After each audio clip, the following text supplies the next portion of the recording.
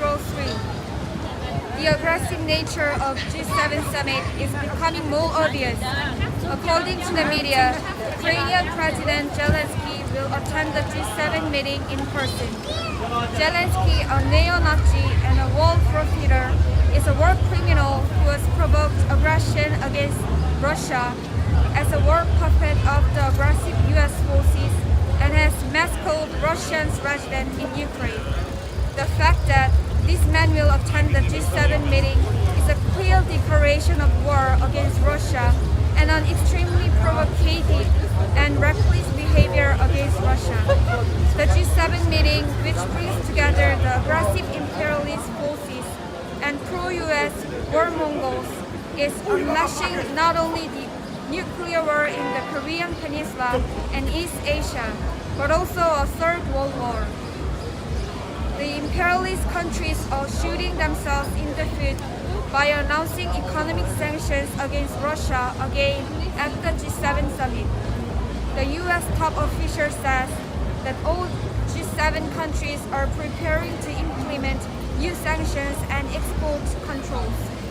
Specifically, 70 companies in Russia and other countries will be put on the blacklist of the US Department of Commerce, and 300 additional sanctions will be imposed. The region, Japan and US, EU opposed the US plan to ban all exports to Russia in last April.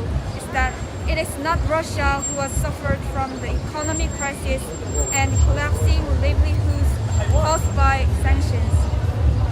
Last summer, Viktor Orban, Prime Minister of Hungary, likened the sanctions against Russia to the European Union shooting itself in the lungs. The aggressive imperialist countries are again bluntly shooting themselves in the lungs. Following from the results of the G7 summit, a World War III is inevitable. The aggressive powers led by the US imperialism are planning to prolong the war by turning Ukraine into an exhibition for weapons of mass destruction, while in order to expand the battlefield, they are trying to specify in the G7 joint statement to counter any attempts to evade and undermine our sanction measures against Russia and to maintain peace and stability across the Taiwan Strait.